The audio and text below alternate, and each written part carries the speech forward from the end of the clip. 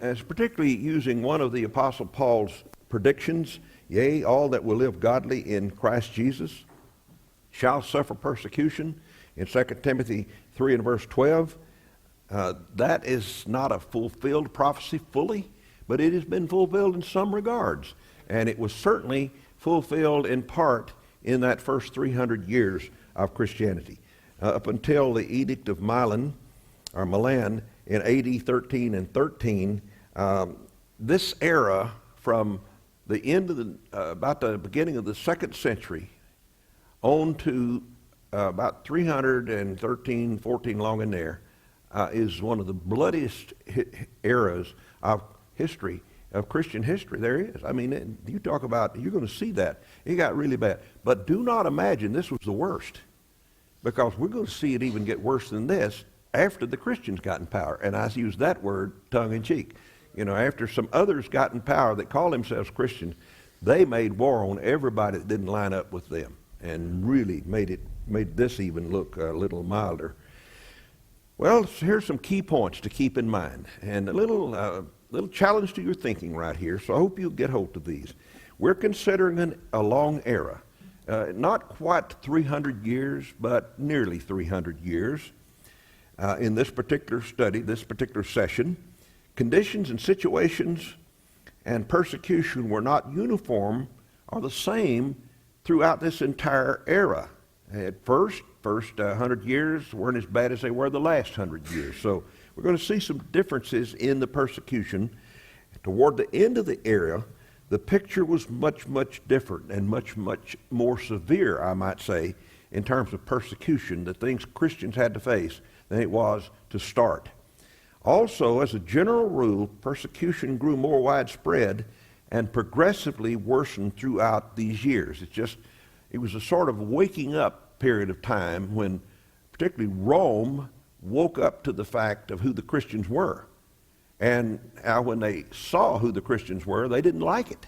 And they really began to wage war, and it got just more severe the more they waked up. Also, beliefs within the Christian community were not uniform. So do not assume that all who call themselves Christian held the same beliefs. Isn't that the way it is today?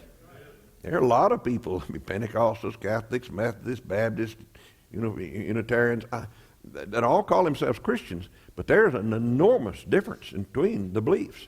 Well, it was this way even back then. Maybe not in quite the same way, but there was a very great difference in the beliefs of the people in this period of time.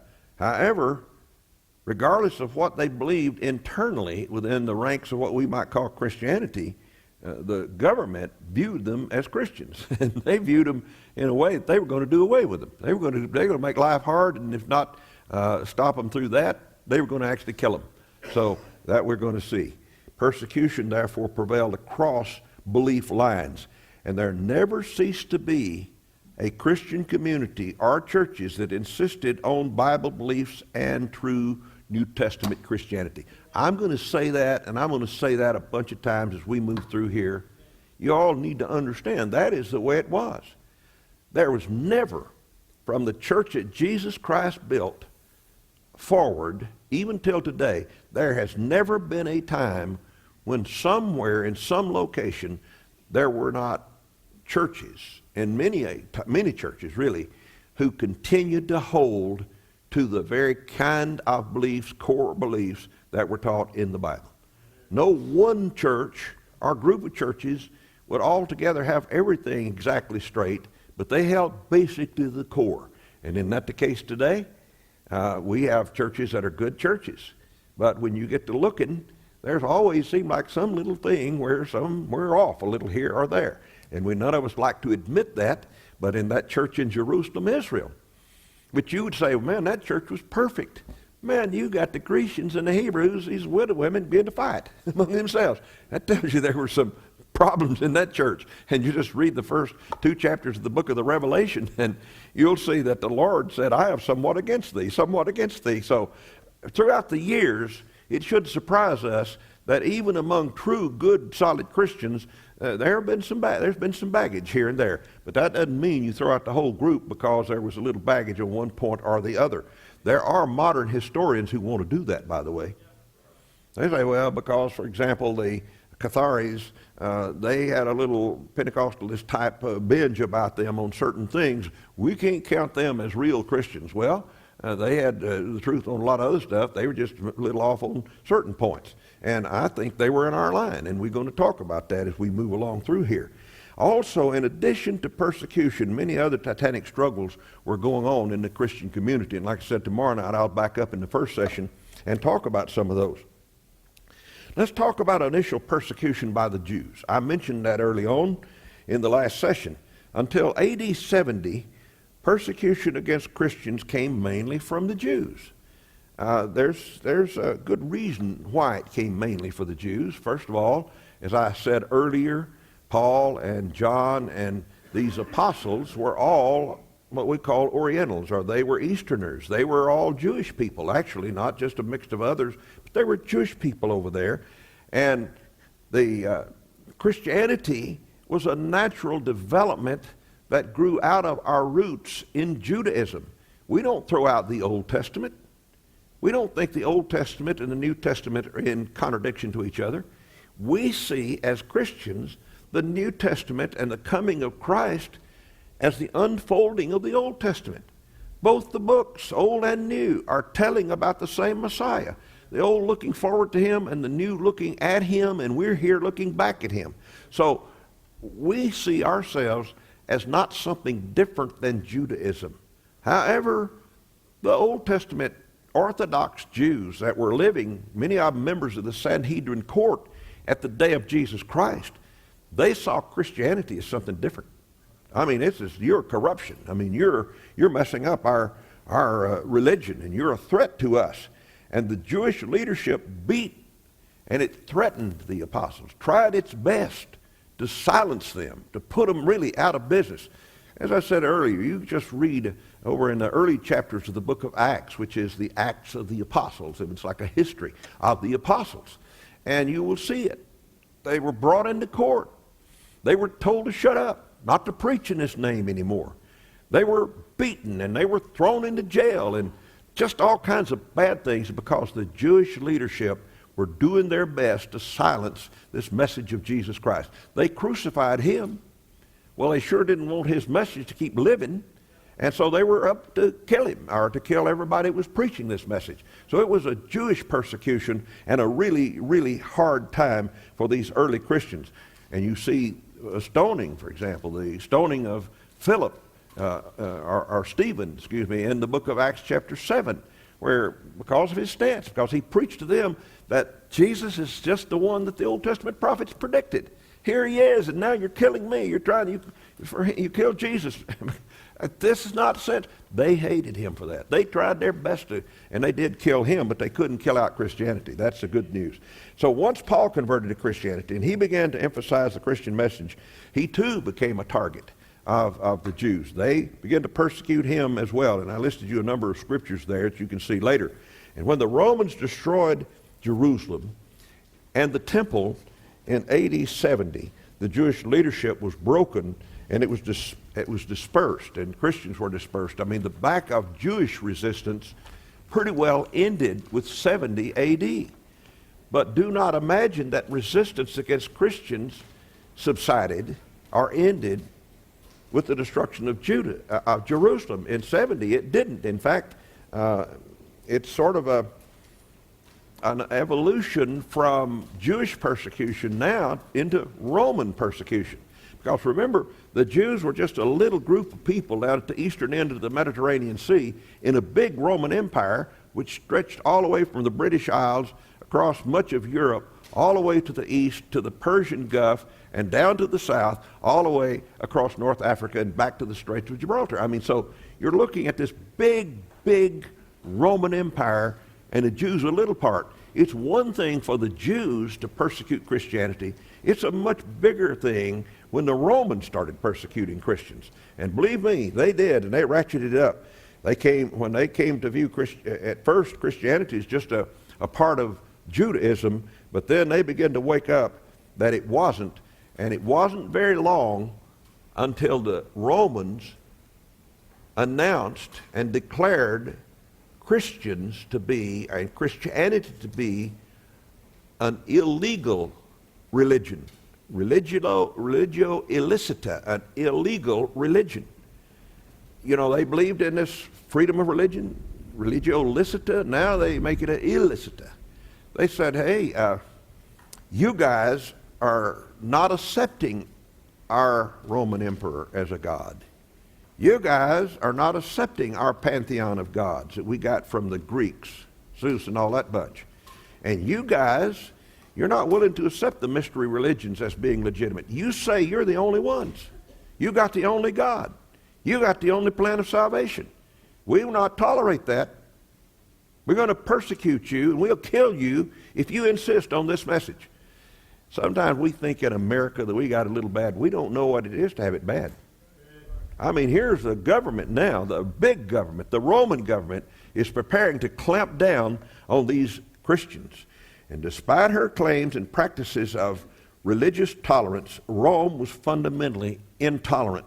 That strong arm began to be exercised now against Christians. The Roman state was thoroughly interwoven with heathen idolatry and made religion the tool of the state. They said, if you're going to be in the Roman Empire, you're going to worship the Roman gods. And if you don't, we're going to make you wish you had, or kill you and try it. Now let me give you some reasons why the pagan Romans persecuted Christians. And I say pagan Romans because they did not believe in God, the God of the Bible. They were very religious, but they did not believe in the one true God. They knew nothing of Jesus Christ that they believed and accepted. So I call them pagans because they were not believers in the God of the Bible. And here's some of the reasons why they persecuted Christians. Number one, Christians accepted one and only one God. Hallelujah. I accept one and only one God. He's the God of the Bible. Number two, Christian practices often generated suspicions and antagonism. You say, well, why would Christian practices generate suspicions?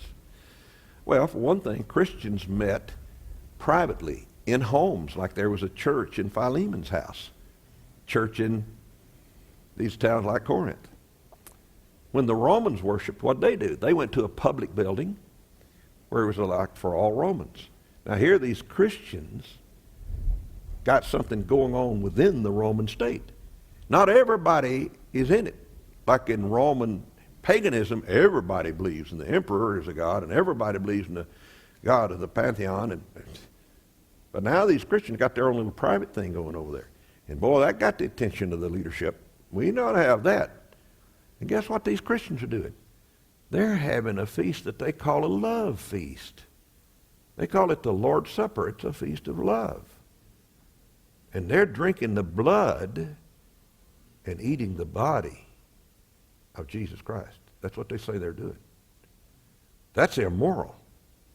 They're not going to do that in Rome. See, that's the kind of message that going to get out against the Christians. That's why I say Christian practices were off. They generated a lot of suspicion and a lot of antagonism. Christians were enthusiastic. They were zealous. They believed in telling people about the Lord. They'd go up to their neighbors and tell them about Jesus Christ. Don't you think that's a good practice? Well, I love it. I wish I did it more. I wish all of us did it more. Well, these early Christians, they had been really energized by the resurrection of Jesus Christ and by what these apostles could do and all these things. Boy, they were on fire for the Lord, and they were enthusiastic and zealous and evangelistic. They weren't like the Stoic Romans who said, what are you getting so excited about, boy? And so, I mean, all of a sudden, they begin to clash on that point. Christians believed in the equality of all men before God. Most, or the leadership, the hierarchy of the Romans were rich. Nearly every one of them had slaves. Do you think they called their slaves, for the most part, Mark or John or James? They called them quartus. Not even a name, a number, 4. Here's number 4.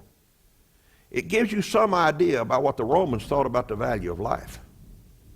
They just didn't value life at all. Now these Christians come along and say, Quartus is as important as the emperor. Christ died for him, and he died for the emperor too. Everybody can get saved. Well, the Romans, there's a bunch of slaves down here. You're going to tell them the gospel and let them get saved? No way, buddy. So you see the conflict, how the Romans now are beginning to pay attention to these Christians and say, this is bad business here.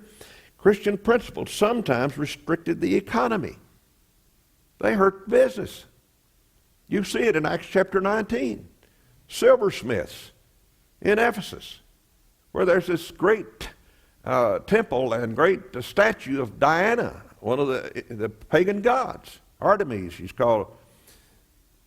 And these silversmiths made their living making shrines or little trinkets and stuff. When people came to worship Artemis, and they did that, Diana, they went to these silversmiths and they bought these silver trinkets, and it cost.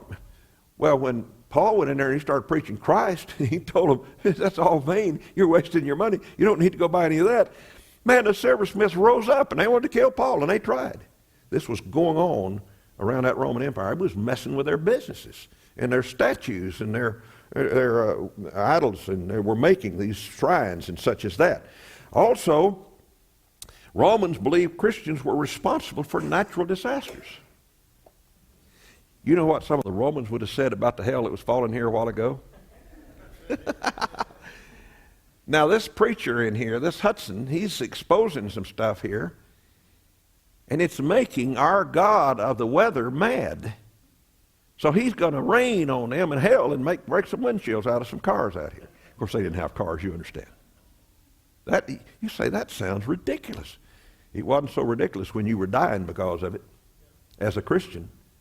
And as we'll see, and especially one of the rulers, Antonius Pius, in his reign, there seemed to be an inordinate number of natural disasters like earthquakes and storms and volcanoes and things like that were happening. And what they said was, these Christians are coming in saying they have the only gods, and now Zeus is mad, and now Athena is mad, and now Apollo, the god of the sun, is mad. I mean, they're mad. And so they're causing all this, and it's a testimony that our gods are mad about these Christians, and we're going to have to do something about these Christians. It just seems unbelievable to us, doesn't it, to hear this kind of stuff. But that's exactly what was going on. And many Christians were poor, and many Christians were of low and social rank, and so consequently they were scorned. And that pretty well the way it is today. You go down through the poor quarters in your town, and people living in squalor down there, and most people go down through there, they have a tendency to look down their nose at them. And most of the time on a Sunday morning at a church like this, somebody comes in and no shoes on and this old disheveled hair and stuff like that, and most people want to just get out of the way. That's what was really going on. I mean, it was big time. Lots of Christians were just poor, and so they were scorned by the Romans and the government in particular. Also, let me talk about Christians in Roman courts. You see, when Christians were taken into court, there need to be some legal reasons if you're going to convict them in a court of law. So what were some of the reasons why Christians were being brought into court and being thrown in jail and some of them killed as a result of it? Well, one of them was that they were accused of being atheists. Some of you probably heard of Polycarp. He was a Christian man in Smyrna and a good preacher. And he was 86 years old, and he was arrested because of his preaching. And, the stadiums, they had a big stadium, Colosseum, they call it in Rome. You've probably heard of the Roman Colosseum. Well, they had a lot of Colosseums in the Roman Empire, and not as big as the one in the big city, the main Roman city, but they had them in Ephesus and other places. One was in Smyrna. And you could get in maybe 20 or 30,000 people in one of those Colosseums.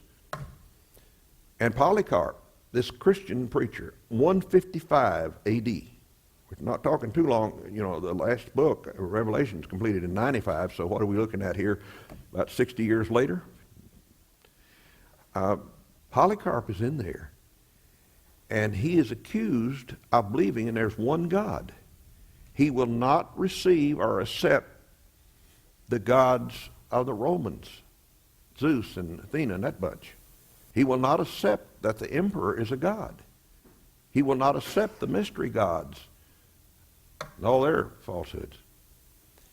And while they're getting ready to kill him, burn him to death. Tie him to a stake and set wood around it and burn him to death. And they did it. You know what they're saying in the stands? Away with the atheist! Away with the atheist! They're talking about Polycarp. His belief in one God. They had all these gods. They thought because he wouldn't accept all of their gods, he's an atheist. He wasn't an atheist at all. But that's what the Romans were saying. So in a court of law, they'd bring a guy in like him, and they would convict him of being an atheist. And in Rome, you couldn't be an atheist. Also, they were found accused of being guilty of treason. Many of the Christians are accused of being guilty of treason. They refused loyalty to the emperor, or at least to admit that not loyalty, but they refused to admit that the emperor was a god, or to say that he was a god, accept him as a god. And so what did the authorities say? If you want to accept our emperor as a god, because our emperor's in charge of the nation, and he holds us together, and we all have to believe in him to the unity of our country. You're a Roman, and if you won't do that, you're a traitor. So they accused him of treason. Made traitors out of him. And then they accused him of being immoral. In courts, many of those Roman courts, they said they're having sex orgies, incest, practicing cannibalism, so they were considered immoral. And remember, much of that was based on the Lord's Supper, because when they went in and they said, this is my body and this is my blood, these Romans were hearing that, and they say, yeah, they're practicing cannibalism in there and drinking blood. They're having to kill babies. They're having to kill people to get that blood and get that meat. So that's what they're really doing in those Christian meetings. So this is what was going on in court against the Christians. You need to thank God you're in America. You need to thank God for freedom. You need to thank God for the First Amendment to the Constitution of the United States of America, because it is the one single thing that has stood for 235 years in the way of this very sort of thing creeping back into the country, and I think it's coming anyway here in America. That's another story. So let me talk about how the pagan Romans persecuted the Christians. I've said they did it, and so you've got a list of the Roman emperors on the screen there in front of you that you can see. There were three eras between about the beginning of the 2nd century, well, actually the beginning at the end of the 1st century, on to about 313. So during this period of time, there are three main eras of persecution. One of them is what we call here the sporadic era, and that means that persecution against Christians was not universal, and it was not continuous. It was just here and there. Some emperor like Nero, he would just go on a binge against Christians, but then maybe he would do it mainly in the city of Rome, and after he was gone, it would never be no persecution, much persecution, major, at least government persecution for a while, and it would spring up somewhere else. So we're talking sporadic type in these early times, and notice that Nero was from 54 to 68, and that's actually in the time of the Apostle Paul, and in the time of John, and in the time of Peter and these men. Nero came to power in Rome in 54. First, he was reasonable and he was very popular. However, he had dreams of grandeur, and he lusted for pleasure.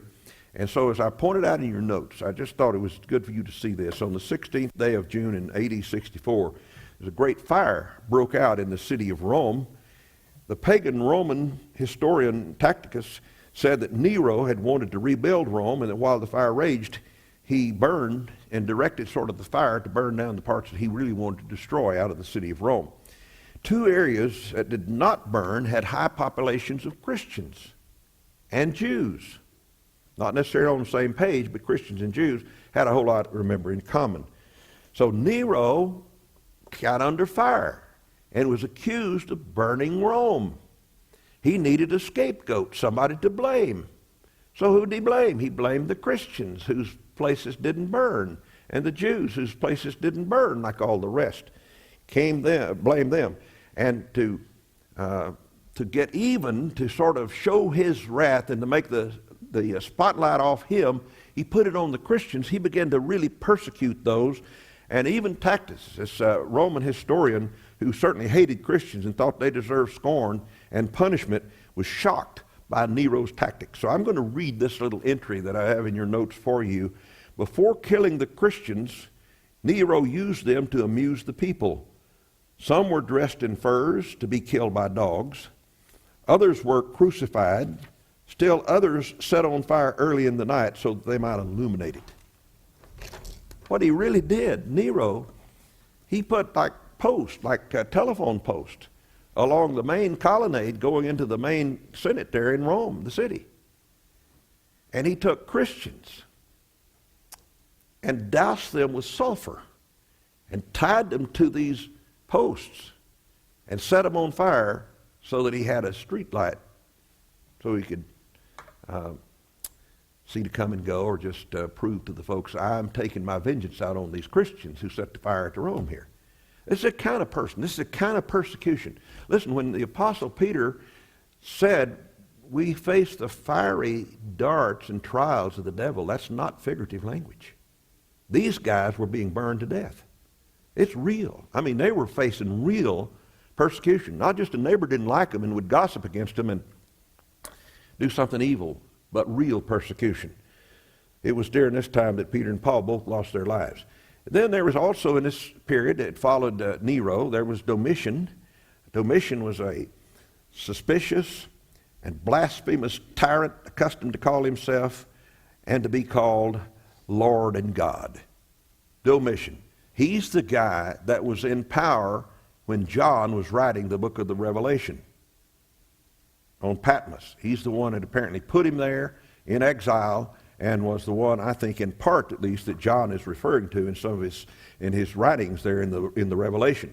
Domitian put a lot of Christians to death, even his own family. He confiscated Christian property.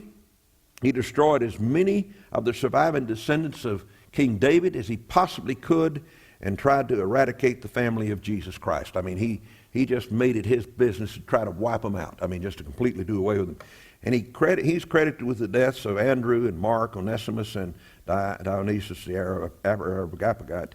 And so these are just some of the things about him. And then we move from there into the next sort of accelerated, ratcheted up a little bit era of Christian persecution by the pagan Romans. And this means persecution became orchestrated. And it was organized by imperial or the emperor's decree. I mean, these emperors began to pay attention and say, let's do this to the Christians here. So it was organized in that sense. And I'll just run quickly through Trajan. You got a picture at least of one of his busts here, one of the sculptures of him on the screen in front of you. He was a strong military man who had nothing personal, he said, against the Christians. Without any official policy, local magistrates were dealing with Christians on a helter-skelter basis. Since there was no official policy in the empire of how you deal with Christians, it was sort of up to the local governors and to the local sheriffs and the local people as to how they would do it. And up close to the Black Sea, there was a man called Pliny the Younger. He was governor of Bithynia in Asia Minor, and you can find that on a map. There's one in front of you here. He condemned many Christians to death. And he wrote to Trajan, and he said, Trajan, I'm having these Christians out here who are not following, they're not worshiping you, and they're not giving any kind of assent to the Roman gods. What am I going to do? I've been killing them, persecuting them, and then some of them I've had to kill. So Trajan just wrote back to Pliny, and he said, that's good policy, just keep it up. Now, he did say this. He said, don't go out hunting for them. But if they come to you, if somebody brings an accusation and you find out it's true, go ahead and just kill them. So you see, I'm talking about how the Christians began to be the object of official persecution and death. And then after Trajan, there was this man named Hadrian. He's the next Roman emperor. He was a Spaniard, very educated, a very scholarly person, but he was morally evil, corrupt, and he was also very moody, and he was particularly offended by the Jewish practice of circumcision. He just thought that was just terrible, and he didn't like the Jews.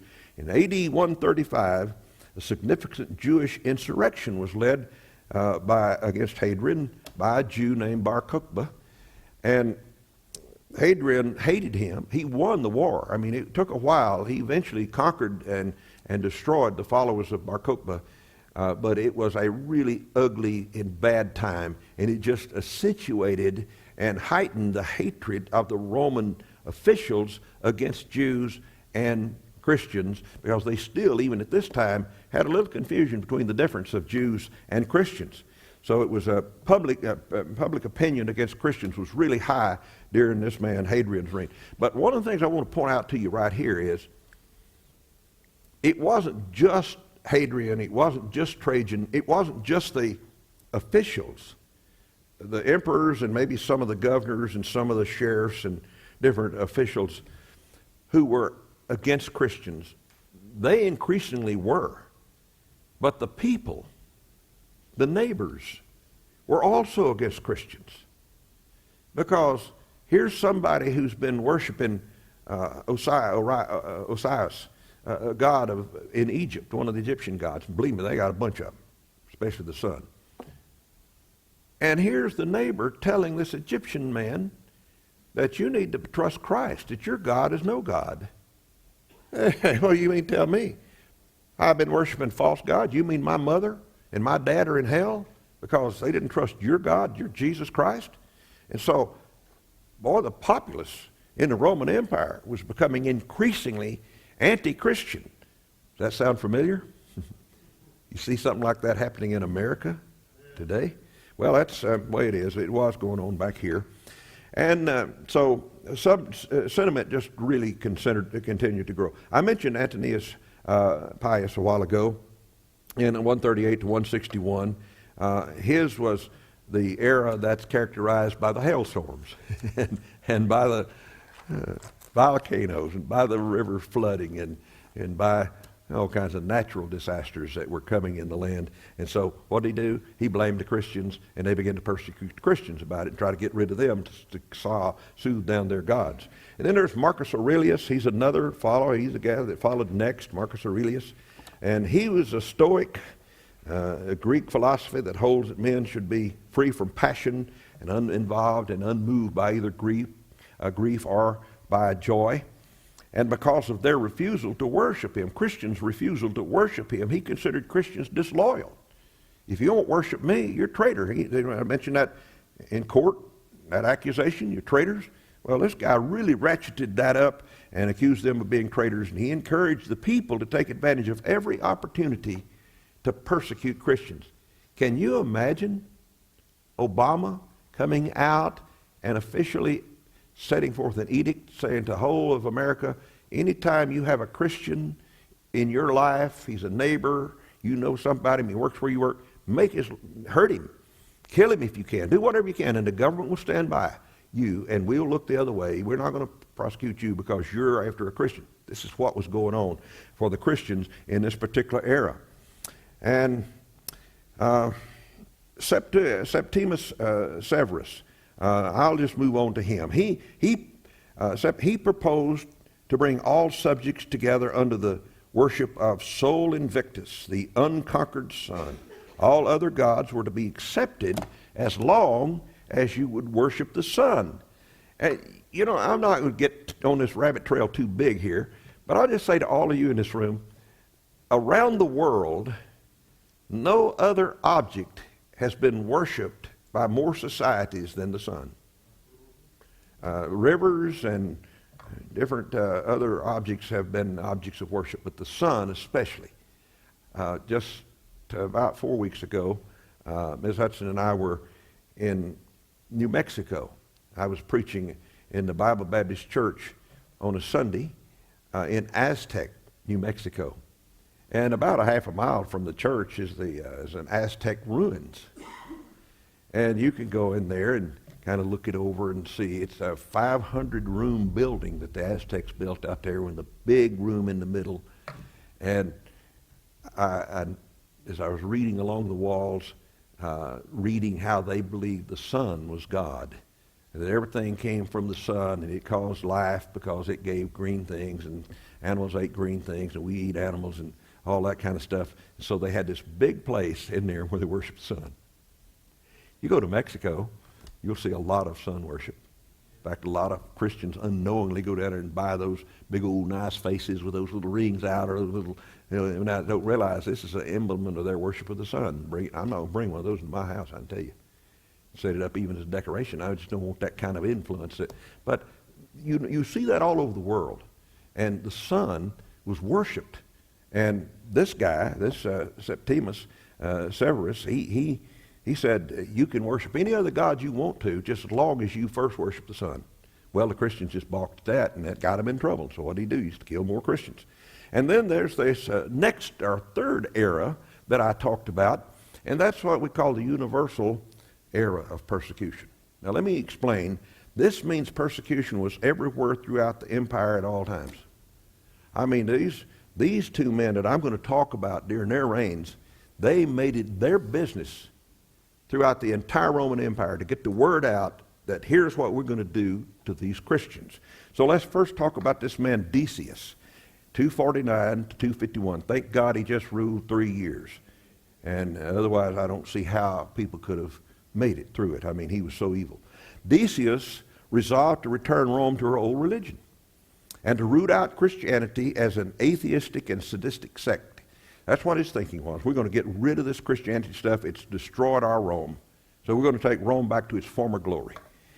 In 250 A.D., he published an edict to all the governors of the provinces enjoining them to return to state religion under the heaviest penalties. Do not allow language like that to escape you. Heaviest penalties means you kill them if you have to. I mean, if they don't get it straight, quit their religion, you kill them. That's the way it's going to be. This persecution was the first to cover the entire empire. Consequently, it produced a far greater number of martyrs than any other local persecutions had in the entire Roman Empire. I mean, this was all over, so just tens of thousands died as a result of this. The edict required every Roman citizen to annually sacrifice to the Roman gods and to the Roman emperors. When this was done, a person would receive what they call a libellus. It was like kind of like a driver's license or a license proving that you had done it. So you'd gone in and bowed down, taken a sacrifice, taken an offering, and went to like a sheriff or a constable or somebody in secular or civil authority. You went into him, and they had these little images of Decius everywhere around through the empire. And so you would have to go in there and take your offering and offer it before this witness, before this altar, and swear and pledge by your bowing down and offering your allegiance to the Roman emperor, saying Decius is God. And I accept him and I accept these other religions. And if you didn't, and you didn't get a libellus, a license, they'd give you one if you did that, then if you were found, discovered, it was automatic death. The death penalty for failure to do that. Decius thought this was surely going to get rid of all the Christians in the empire. Well, thank God it didn't, but it did get rid of a whole lot of them. He died in 251, just a year later, and I say thank God that he did. Let me talk also about another one that followed in this era of universal persecution. His name was Diocletian. He came to power in 284, and he ruled to 305. He was a military man, a very strong military man, who also had ambitions of returning Rome to its original or former glory. At first, he was sympathetic to Christians, but he had an adopted son named Galerius who convinced him that Christians were a great threat to the restoration of the empire. Galerius convinced Diocletian, you will never return Rome to her former glory as long as you have these Christians here. For one thing, Galerius said, they are cowards. They will not serve in the military. They're not good soldiers. And it was a military state. So it consequently caused Diocletian to yield to Galerius. His wife, his daughter, many of his loyal friends were Christians, However, Diocletian determined to eradicate Christianity from the world. And that was basically the Roman Empire as he understood it at that time. Around AD 295, a whole number of Christians were condemned to death. Some of them, particularly for failure to join the army, to be what he considered good soldiers. And some of them tried to leave the army. Boy, that really ratcheted things up. And I need to tell you that big Colosseum, I've had the privilege a couple of times to go to Rome, Italy. If you go, you need to go to the Colosseum. It's a huge thing, and there's still remnants of it standing. They preserved what they could.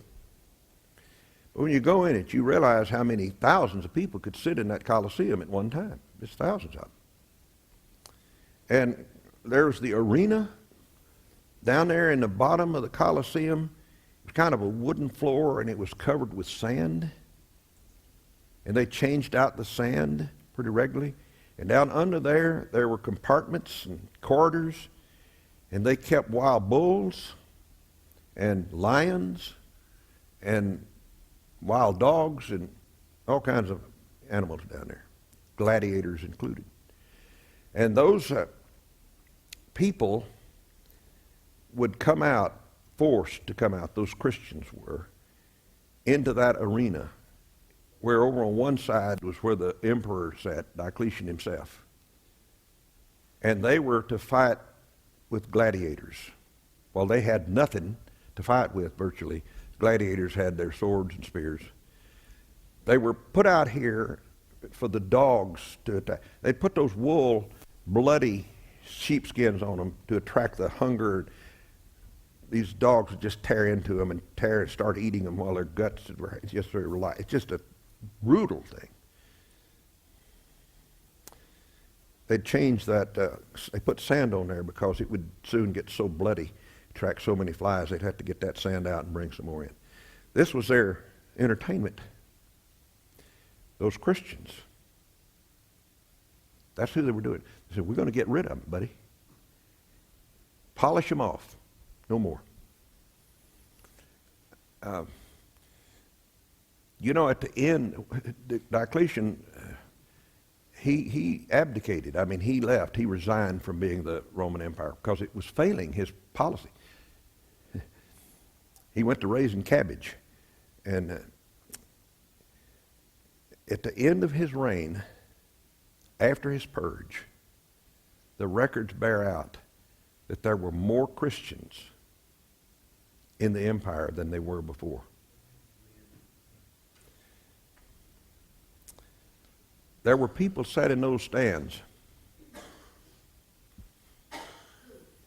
and they looked at those Christians laying it all on the line. Horrible, agonizing deaths.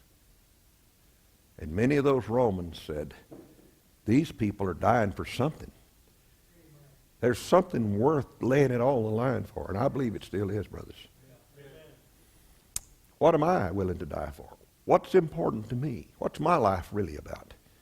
And many of those people in those stands, by the sacrifices of those Christians, inquired around to find a Christian and find out about Jesus Christ, who died, was buried, and raised for them. And they believed him, so that more Christians and more Christians kept coming into the picture. Well, Diocletian failed in his effort to eradicate the Christians. Thank God he did, because God said, the gates of hell shall not prevail against my church. And so that on the 30th of April in 304, the Edict of Milan, I believe it was given here. Christian churches were to, well, he said on April 30th, 304, Christian churches were to be destroyed, all copies of the Bible were to be burned, all Christians were to be deprived of public office and civil rights, and last of all, without exception, were to sacrifice to the gods upon a pain of death. But then in 304, Diocletian became ill. Galerius took over. Diocletian resigned. He said, I'm not going to come back. Galerius tried to get him because he couldn't succeed. And so this is all in your notes here. And I just wanted to point out that on April the 30th in 311, he made a proclamation that Christians be pardoned and that they could again worship and practice Christianity. 2 years later, Constantine and Licinius issued the famous Edict of Milan. That's 313, and they ended the policy of persecution by the pagans. Now I want to say again, don't misread this. This doesn't mean that persecution ended. There was a lull in it for a while. Remember, at first, it's the Romans, the pagan Romans, who are doing it. But when Constantine made the Christian church a state church, everything looked good for a while, but what Constantine had in mind was, we're going to make Christianity, put it in power, and recognize the Christians. But everybody's going to have to join.